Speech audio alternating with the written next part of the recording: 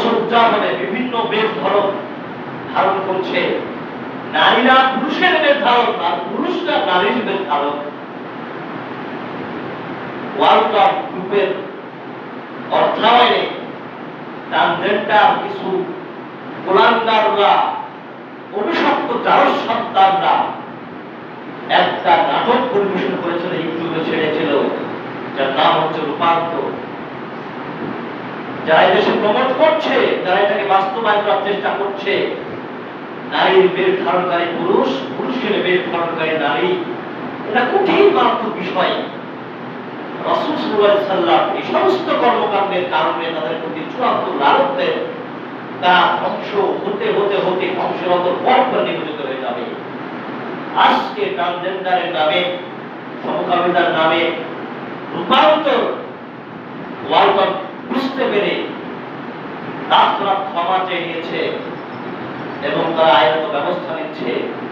আজকে ষড়যন্ত্র কত গভীরে, আজকে এ জাতি পুরুষকে কিভাবে নারী বানাতে চায়, নারীকে কিভাবে পুরুষ বানাতে চায়, এই গভীর চক্রান্ত চলছে।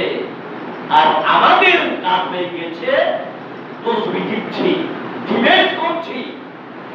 ভাই হতভাগা গোপাল পোড়া, কোথায় কোন ফতোয়াবাদী? আজকে নারীরা বেধান করছে পুরুষের।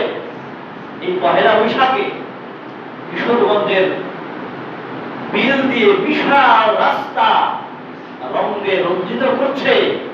পানিতে ধুয়ে সেই পানিগুলো অপবিত্র হয়ে যাবে, দূষিত হয়ে যাবে, এত অপচয় করছে। এই যে কুলাঙ্গার, তারা কি চায়? তারা চায় দেশকে ধ্বংস করে দিয়ে নারী পুরুষের বাস্তবতাকে মিটিয়ে দিতে চায়।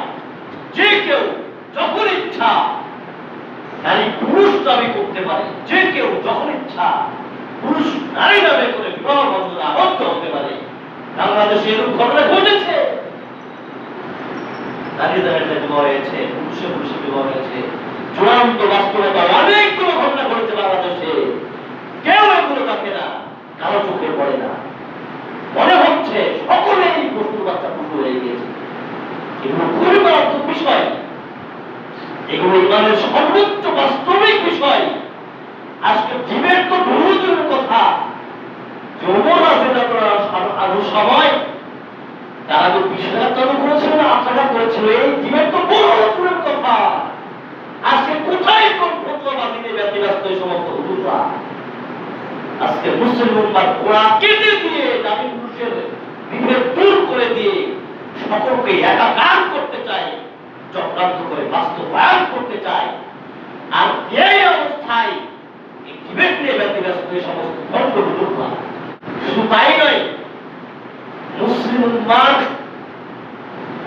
কলিজার চাইতে দামি স্থান ফিলিস্তিন বাঁচা মরার লড়াই যেখানে মুসলিম মুজাহিদরা করছে, সেই দিক থেকে দৃষ্টি ফিরিয়ে ইহুদিরা যেভাবে অন্য ইস্যুতে পার হয়ে গেছে, আমাদের হুজুররা সেই দিক থেকে দৃষ্টি ফিরিয়ে এই সমস্ত ডিবেটে মগ্ন হয়ে গিয়েছে।